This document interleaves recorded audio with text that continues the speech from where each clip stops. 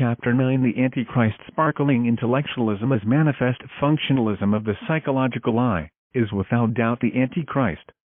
Those who suppose the Antichrist to be a strange personage born somewhere on the earth, or coming from another country, are certainly completely mistaken. We have said in an emphatic form that the Antichrist in no way is a particular individual, but all individuals. Obviously, the Antichrist lies deep within every person and expresses itself in a multiple form. The intellect put at the service of the spirit is useful. The intellect divorced from the spirit becomes useless. From intellectualism without spirituality arise rogues, vivid manifestation of the Antichrist. Obviously, the rogue in himself and by himself is the Antichrist. Unfortunately, the present world with all its tragedies and miseries is governed by the Antichrist. The chaotic state in which the present humanity finds itself is undoubtedly due to the Antichrist. The iniquitous one about whom Paul of Tarsus talked in his epistles is certainly a harsh realism of our times. The iniquitous one has already come and manifests itself everywhere. It certainly has the gift of ubiquity. It discusses in the cafes, negotiates at the United Nations, sits comfortably in Geneva, conducts laboratory experiments. It invents bombs, remote-controlled rockets, asphyxiating gases, bacteriological bombs, etc., etc., etc. The Antichrist, fascinated with his own intellectualism, which is exclusive of the know-alls, believes that it knows all of nature's phenomena. The Antichrist, believing itself omniscient, bottled among all the compost heap of its theories, rejects directly anything that might resemble God or be adored. The Antichrist's self-sufficiency, its pride and arrogance, is something unbearable. The Antichrist mortally hates the Christian virtues of faith, patience and humility. Everybody goes down on one knee before the Antichrist. Obviously, the latter has invented ultrasonic airplanes, wonderful ships, splendid cars, surprising medicines, etc. Under these conditions, who could doubt the Antichrist? Whoever may dare nowadays to pronounce himself against all these miracles and prodigies by the son of perdition, condemns himself to the jibe from his fellowmen, to sarcasm, to irony, to being called stupid and ignorant. It takes work to make the serious and studious people understand this. They in themselves react, offering resistance. It is clear that the intellectual animal mistakenly called man is a robot programmed with nursery, primary, secondary school, college, university, etc. Nobody can deny that a programmed robot functions in accordance with the program. It definitely would not be able to function if the program were removed. The Antichrist has elaborated the program with which the humanoid robots of these decadent times are programmed. It is extremely difficult to make these statements, to emphasize what I am saying, because it is out of program.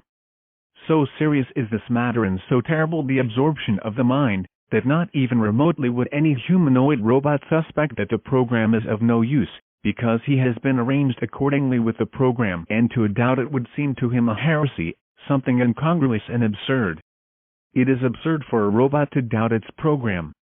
It is something absolutely impossible, because his very same existence is due to the program. Unfortunately, things are not as the humanoid robot thinks them.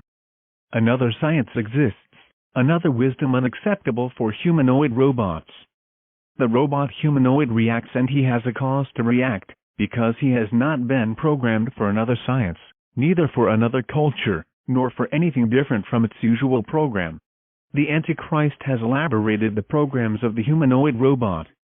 The robot humbly prostrates itself before its master. How could the robot doubt the wisdom of its master? The child is born innocent and pure. The essence expressing itself in every child is greatly precious.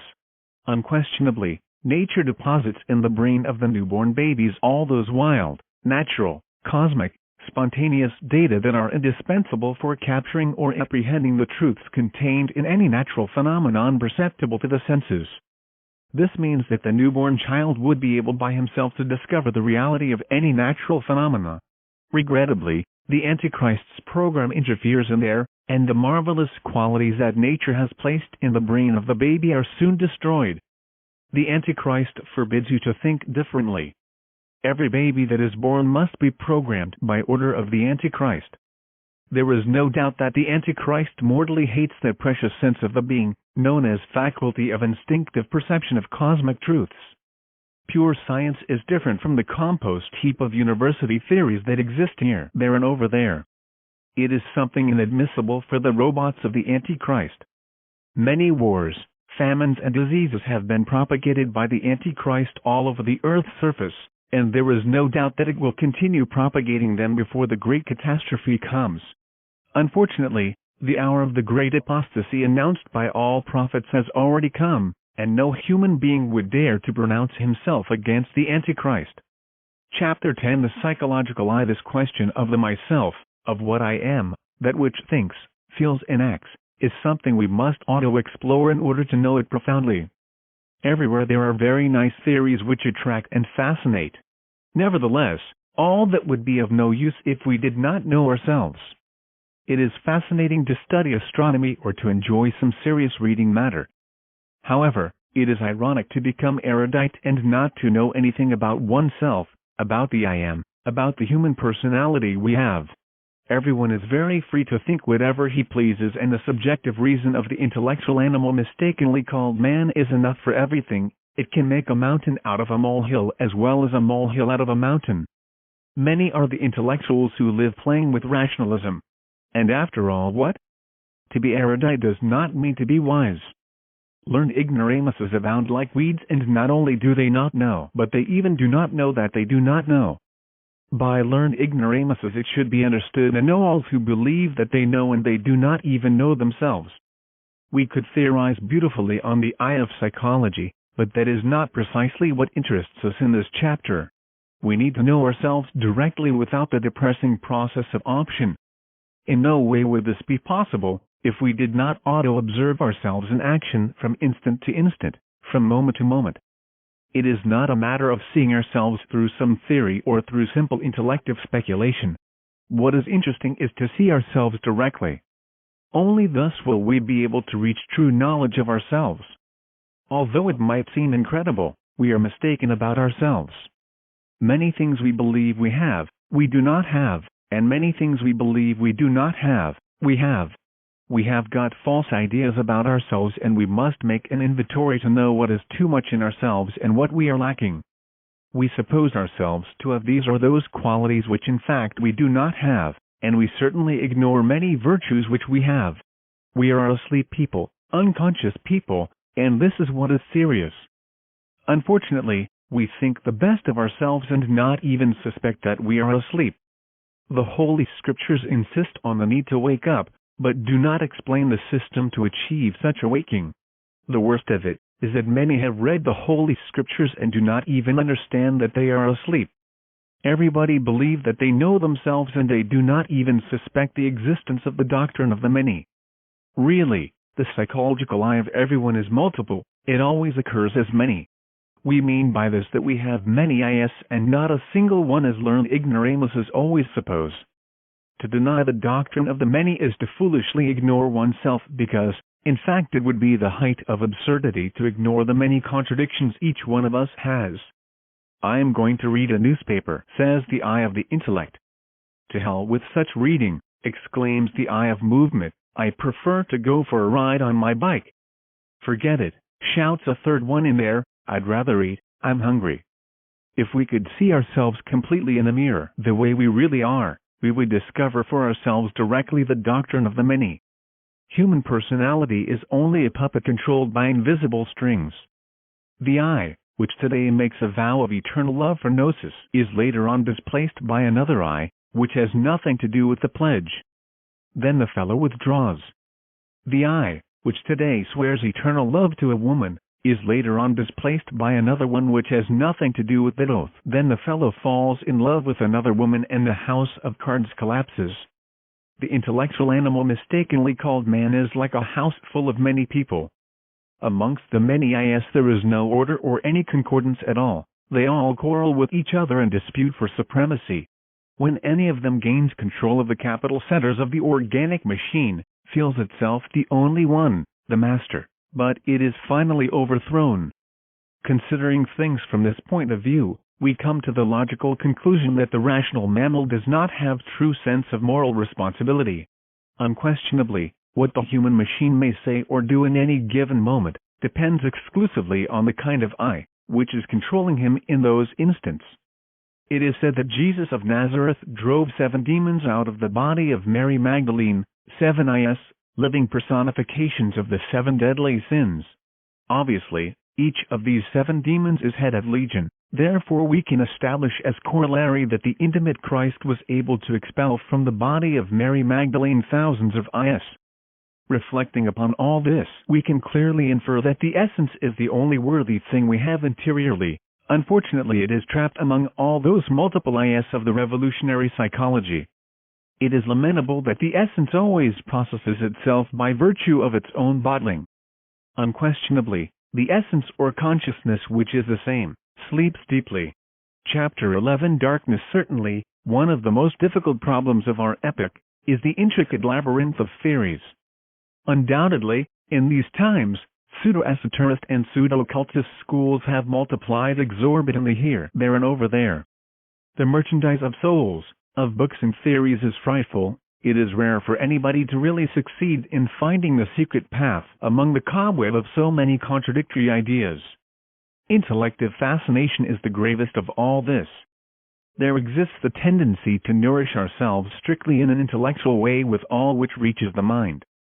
The vagrants of the intellect do not content themselves any more with all the subjective bookware of general type which abounds in book markets, but now, even worse, they also stuff themselves to indigestion with the cheap pseudo-esoterism and pseudo-occultism which abound everywhere like weeds.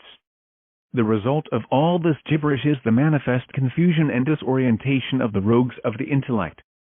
I constantly receive letters and books of all kinds. As usual, their senders ask me about this or that school, about this or that book. I limit myself to answer the following. Please, give up mental idleness. You should not be concerned with other people's life. Disintegrate the animal eye of curiosity. You should not be concerned with other people's school. Become serious. Know yourself. Study yourself. Observe yourself, etc., etc., etc. Really, what is important is to know ourselves profoundly in all the levels of the mind. Darkness is unconsciousness. Light is consciousness. We must allow light to penetrate our own darkness. Obviously, light has power to defeat darkness. Unfortunately, people are self-incarcerated in the fetid and filthy environment of their own mind, adoring their beloved ego. People do not want to realize that they are not masters of their own life. Certainly, each person is controlled from within by many other persons. I want to refer emphatically to all that multiplicity of is that we carry within. Ostensibly, each one of those is puts in our mind what we must think, in our mouth what we must say, in our heart what we must feel, etc.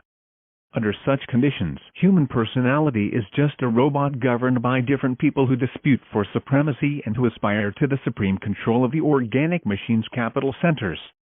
In the name of truth, we have to affirm solemnly that the poor intellectual animal mistakenly called man, though believing himself very balanced, lives in complete psychological unbalance. The intellectual mammal is by no means unilateral. If he was so, he would be balanced. The intellectual mammal is regrettably multilateral, and this has been demonstrated over and over again. How could the rational humanoid be balanced? An awake consciousness is needed for perfect balance to exist. Only the light of consciousness, directed not from the angles, but in a full, central way upon ourselves, can put an end to contrasts, to contradictions, and establish within ourselves true inner balance. If we dissolve the whole of those is that we carry within, there comes the awaking of the consciousness and, as a consequence or corollary, the true balance of our own psyche. Unfortunately, people do not want to realize the unconsciousness in which they live. They sleep deeply. If people were awake, each one would feel his fellow man in himself. If people were awake, our fellow men would feel us in themselves. Then, obviously, there would be no wars and the whole earth would truly be a paradise. The light of the consciousness, giving us true psychological balance, comes to establish each thing in its place, and what before was an intimate conflict with us is left in fact in its suitable place. Such is the crowd's unconsciousness that they are not even able to find the relation existing between light and consciousness. Unquestionably, light and consciousness are two aspects of the same. Where there is light, there is consciousness. Unconsciousness is darkness, and the latter exists in our interior.